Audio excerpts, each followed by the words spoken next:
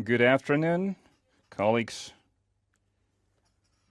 On behalf of our ministry, and if I may, on behalf of our entire society, I would like to welcome our numerous guests from abroad who travel here to attend this conference and to come up with some recommendations, with some answers related to what is truly concerning everyone on the planet Earth. I'm speaking about the security matters.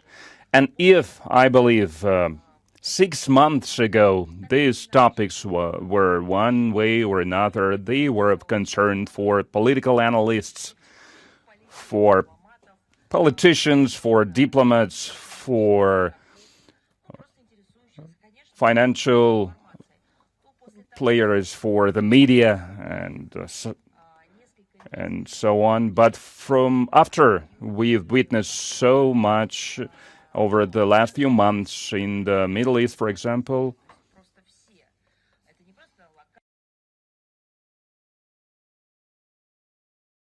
this is conflict that is this conflict reflects all the problems, all the issues that have been accumulating over the recent time. And after that, people who do not care, who are not concerned, so there are no such people. And the topic of today's session is the comprehensive one. It is impossible to cover everything during my address. I will try to speak about some of its aspects to show a direction for your further discussion. And once again, I would like to emphasize that the entire conference, this event, will look into the matters of security from various angles, from various standpoints. And if I may, today, during this session of ours, considering the neocolonialism topic that we've announced, I would like to speak about a number of essential aspects. First of all, I would like to share some general thoughts, general views regarding the current state of affairs and international affairs from the economic standpoint, among other things. After the West provoked the global trust crisis, the process of systemic rethinking and reformatting of the global economic ties has started, because some people were studying this matter, researching this matter from textbooks, from theories, and other people started thinking about that after they did not receive the package that they were ordering from abroad, and then they learned that they were not getting it from the phone screen. There is global supply chains that had been built for centuries, for many centuries in some cases, and this rethinking of the global economic ties is happening at every level, at every tier, and it concerns everyone. And the multipolar world order that is coming to replace the Western hegemony, the developing countries are trying more and more to ensure favorable conditions to carry out foreign economic activities based on their own national interests, not based on some conditions imposed on them. And the West is trying to use neocolonial methods to preserve their domination position, but this is a false domination. This is not a true domination, but they fight for this illusion to go on for as long as they can, and they use sanctions to cling on this illusion. And we are not even speaking about sanctions, about legitimate sanctions. We are speaking about a trade war on a global scale. They use force, and they do not care about international law anymore. Yes, in international law, there is some stipulates that allows you to use force in certain cases. There are mechanisms for this, international organizations, there are international agreements, there is a general understanding, a common understanding of how the force can be used, under which conditions force can be used. But in this particular case, once again, we can see that this fight for domination is happening, is being unleashed outside this generally common understanding that mankind came to after 2 world wars, after that great tragedy of the 20th century, and they are trying to preserve control over trade, over economic transactions and settlements, and they continue to make attempts to control the situation everywhere in their former colonies, even though these countries have been independent for some time, for a while now. And despite their monopoly in international finance, and this monopoly is part of the neo-colonial course that they pursue: sanctions, blocking of transactions, so-called freezing of assets, or basically seizing the assets and private property. So they use it as a tool of pressure to exert this pressure on the countries and regimes they don't like, and it's a mean of uncompetitive, unfair competition. And under these conditions, the current global system, its institutions, non-discriminatory means, consideration for mutual interests, and equal access to the existing financial capabilities and instruments. So it's all happening in violation of this. And that begs a question. When you speak about Russia, you keep speaking about equal opportunities, but there are no equal states. Some states are larger, some states are not.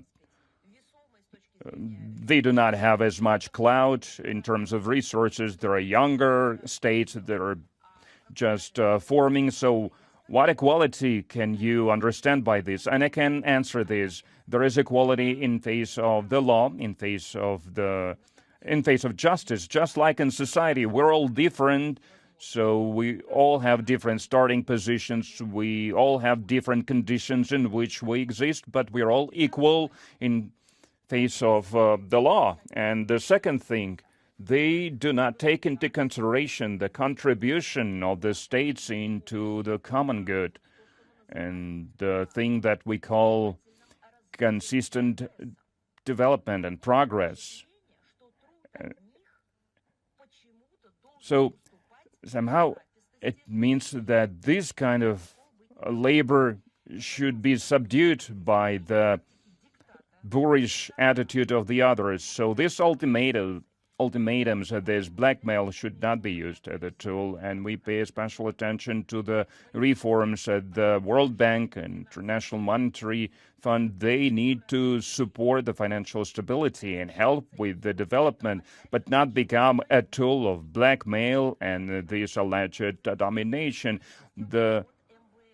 There is a high time that we carried out the modernization of the quotas that should reflect the role and the voice of the developing countries. These are not some artificial role of the developing countries that we are just making up. This is not just a voice that the developing countries have a right to raise. No, this is their contribution, but for whatever reason, it is not being taken into consideration, and sometimes it's being discriminated against. They are providing resources, natural resources, labor resources, and they also provide political support of the non-destructive ideologies. And unfortunately, in the 21st century, we tend to forget about such things as friendship, peaceful coexistence, mutual support, mutual respect, preservation of the historic memory. These things are what the developing countries are supporting with political means. So they do not support the changes of the regime, assassinations, any kind of violations, so to accomplish their goals, but somehow their contribution is being discriminated against no matter what. That's why the role and the voice of the developing countries when making key decisions on the global level, it must not be merely taken into consideration just because one should do that, but because they make a real contribution to the development of the mankind. And we need to go away from politicization of international financial structures and discrimination against shareholders who do not share the approach by the aggressive minority in the West. IMF, World Bank, they go against their own norms. They continue to pump money into the Kyiv regime in particular, despite the fact that everyone understands that this regime is not able to return any of these loans. I'm not speaking about their terrorist actions, about their criminal nature, but even from the financial standpoint, that were the main item on the agenda of these financial institutions. They spend this money into nothing. They will never return this money.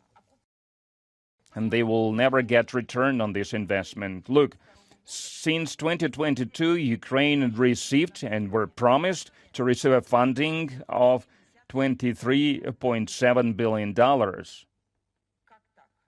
How is that possible? Why? Who is making these decisions? Based on what?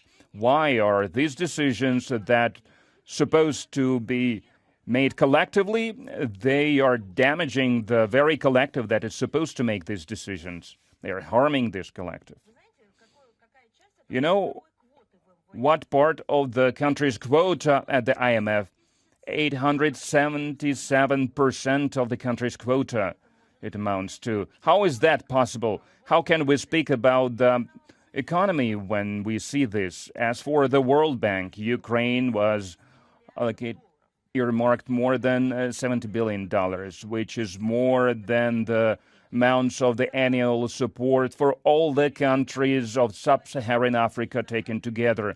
And we understand if this money was earmarked for the developing countries, for example, African countries, then this money would yield tangible results. They would not be used to support nationalist massacres, racial discrimination. They would be used to develop countries. More than that, in 2025, Kyiv set a record on receiving international financial support in history of the financial support. And the vast majority of this money is used for the military expenses of the military junta in Kyiv. And they use an excuse of economic support when they are providing this help. Look what is happening in states that really need that money, for whom that money would have become the water, the resource for development. Needing countries get orders of magnitude less credits on slavery terms. They are forced to take loans 3 or 4 times at interest rates 3 or 4 times higher than those for Western countries. They are forced to spend huge amounts of money, not to overcome their difficulties, but just to pay off interest on their debts. We have figures going as high as half of a country's budget or even higher. Many countries of the global south and east are forced to spend money to buy energy, fertilizers, and so on, to the detriment of their long-term development plans. And now I'd like to switch to the topic that is only gaining momentum now, but I think it's much more dangerous and it poses threats and risks much higher than those that I spoke about in the first part of my speech. That's the digital neo-colonization and the range of practices used by the collective West in their pursuit of this neo-colonialist policy is growing wider and wider. Traditional methods of financial and economic dependence, just some of examples of which I gave you, amid digitalization technologies, introduction of AI technology, it becomes a very important factor in the competitive edge of states and an instrument of geopolitical influence. Differences in digital development of the collective South and the collective West. The Westerners use neo-colonialist methods of enforcing their software and IT solutions. They're trying to push through the methods of regulating digitalization processes that essentially shape a new neo-colonial dependence of developing countries in advanced technologies.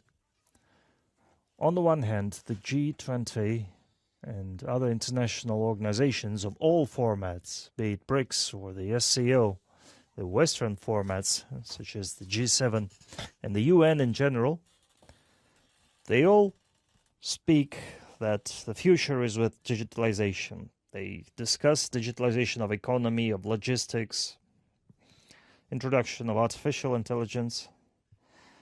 They speak about it and they decide on it as a non-alternative future. So it's already a fact. The beginning of digitalization that's only supposed to go wider and deeper. At the same time, they pay no attention.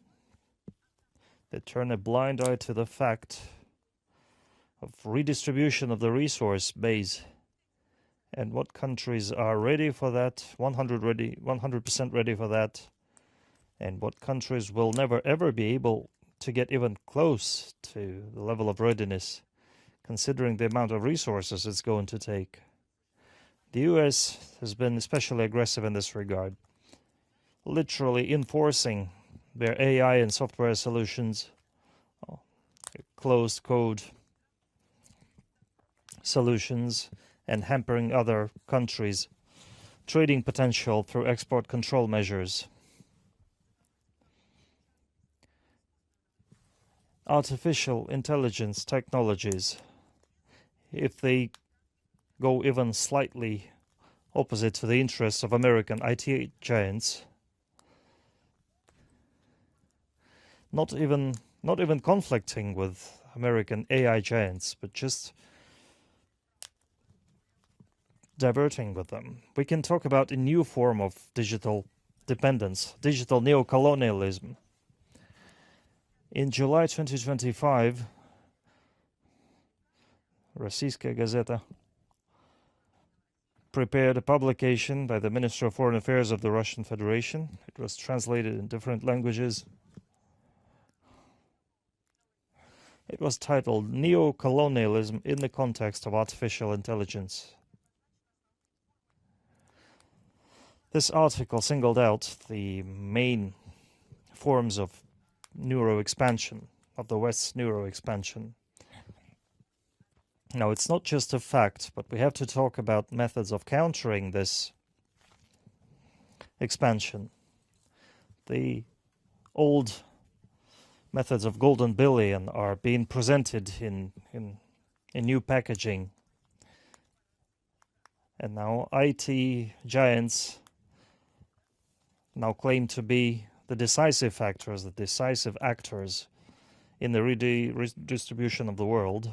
And now it's interesting to talk about democracy. We're always told by the West that the Western countries are at the forefront of democracy, as they call themselves, because their systems are based on democratic principles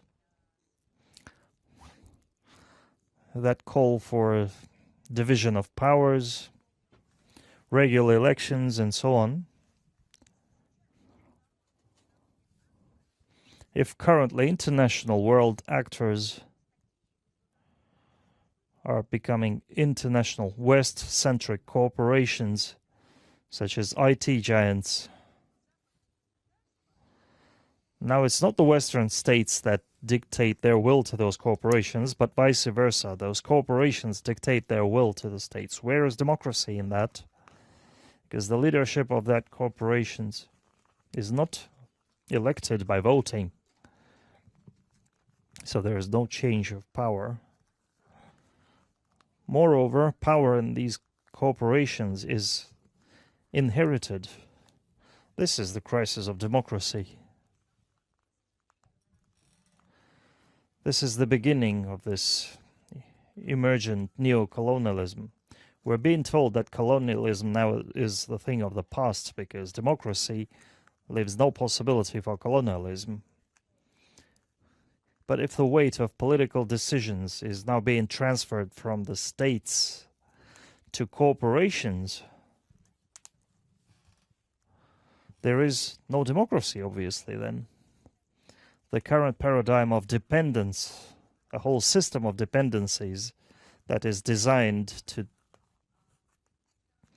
tether neo-colonial colonies to metropolis that dominate in the sphere of digitalization and artificial intelligence. The first kind of dependence is resource dependence. The first motivation is now gaining new shapes. Rare earths and rare metals.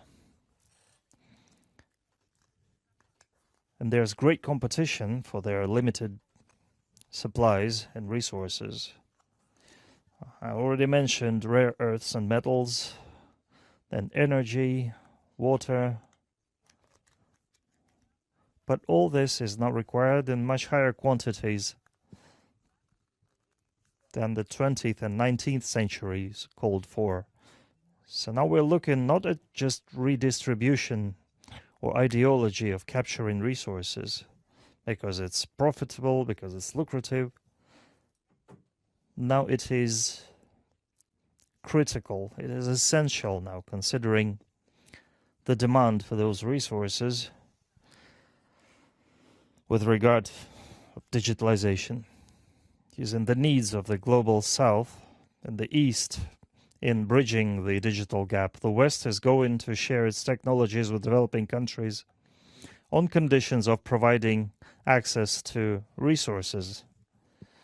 What does this mean? The West is going to tell developing countries, we will give you our latest IT and AI developments that will allow you to save a lot. Maybe we'll give you them for free, maybe with some subscription fees. But in exchange for that, you will give us access to your natural resources. You can go check my words. It's not a matter of distant future. It's something that's happening right now. And you will see that IT technologies will be given to developing countries in exchange for natural resource contracts at rip-off terms. So IT products will make developing countries further dependent and further indebted to Western countries. I'd like to emphasize once again, nothing allows us to expect those deals to be mutually respectable or fair. Well, recipient countries will easily become target countries if they won't be able to guarantee supplies of rare earths and rare metals. Countries who will just think about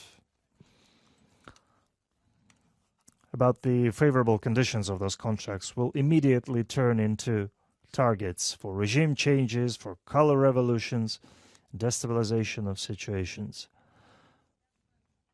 Another range of dependencies will be connected with big data. For Western IT giants, the population of developing countries are not just consumers of their products, but also bearers of metadata that can be used to train their language models, AI models. In their expansion of sales markets, big tech companies get access to new resource, the so-called oil of the 21st century, the big data. States that cannot ensure their digital sovereignty will have this data managed externally, and the degree of influence of Western companies and the countries standing behind them and their policies will be defining. The danger of this scenario is recognized and realized not only in developing countries, but in countries that are allies to the US. Even inside the collective West, there is an understanding, there is a realization that they are becoming new targets for colonial enslavement. They're not as thrilled by the American cloud umbrella, which de facto means ceding control over the key parameters of social life and economic life, all matters related to cybersecurity, data privacy, and so on. And the third factor, let's take a look from a different angle at this neo-colonial system that threatens world security. By the way, let me just briefly touch upon the fact that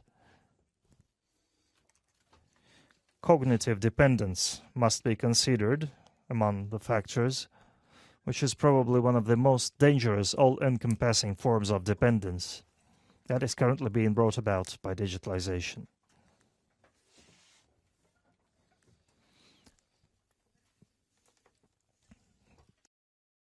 So, third block that I would like to suggest for your discussion, not only during today's session, but in general, that characterize this approaching neo-colonial, not a world order, but world order is something that we see as a multipolar thing, but as a threat to this multipolar world order. This is one of the examples of the lack of law, lack of justice, both on the international level and overall establishment of the quasi-tools that are going to replace actual laws and actual justice. So one of the examples is the so-called International Criminal Court. In the context of the modern neo-colonial practices, it is one of the tools of carrying out or fulfilling its decisions, because it's not a universal organization. It is not functioning under the UN aegis. It's a quasi-organization that is based on the agreements between a limited number of states. And China, India, the United States, actually, they are not part of this agreement. Russia is also not part of this agreement. And the majority of the Asian and the Arab East countries are not part of this agreement. So if we look at the population of the Earth, the vast majority of the Earth population are not covered by the ICC jurisdiction, but they are trying to make decisions outside its jurisdictions all the time. It's a pseudo court. It's trying to enlarge its geography with the countries that were not even part of the Rome Statute, that was an establishing decree of ICC. So what is this organization, quasi-organization, doing? For many years, mostly, they care about the situation in Africa, Central African Republic, Uganda, Kenya, Libya, Ivory Coast, Mali, and all of those who were persecuted by this court. You would not believe that.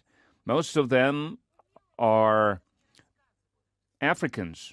Most of the convicted people are Africans, and they don't tell this, but the crimes by the NATO countries in Iraq and Iran and Libya and Afghanistan and the Caribbean countries, somehow the ICC is not looking into these crimes. It has never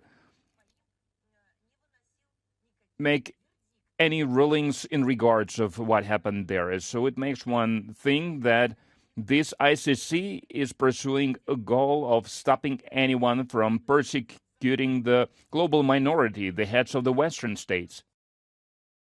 And they are trying to create this image of the fact that African state leaders are always to be accused of the gravest crimes just because of their race.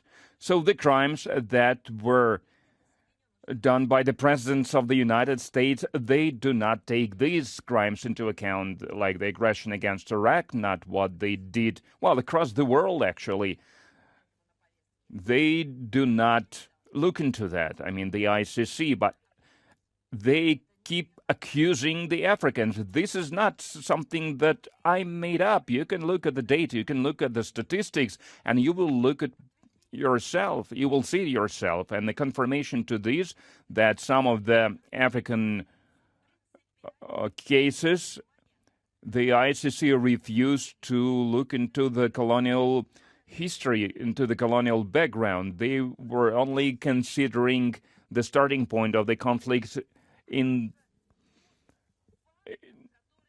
not impartially, but they need to look at the root causes. They need to look at the factors that brought this situation to the brink of tragedy. No, they were not interested in this. Why? Because it concerned the interests of those who have always been considering themselves as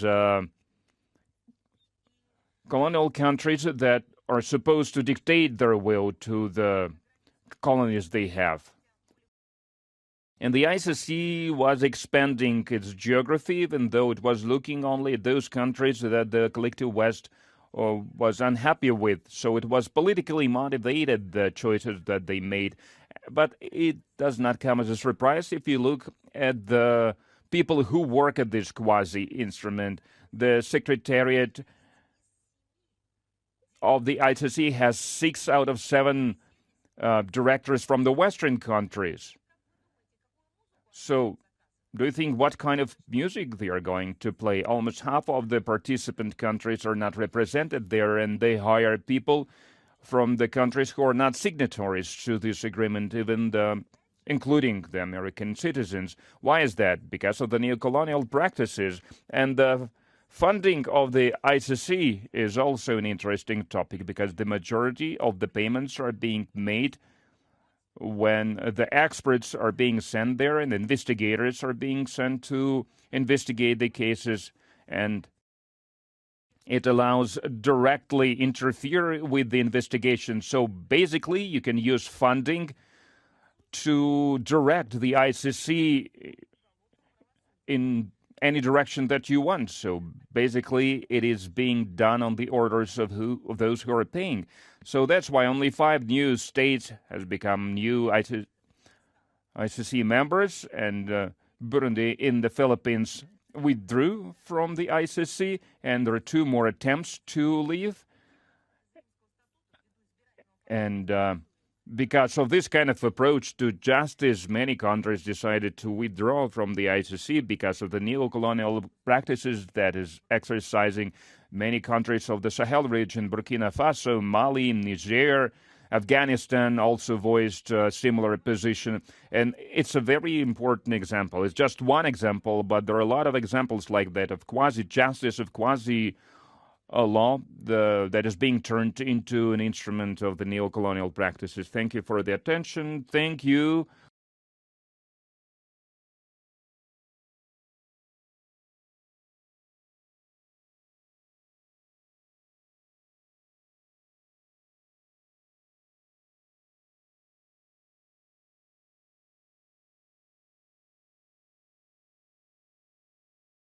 Then like, share, and subscribe to Mirror Now.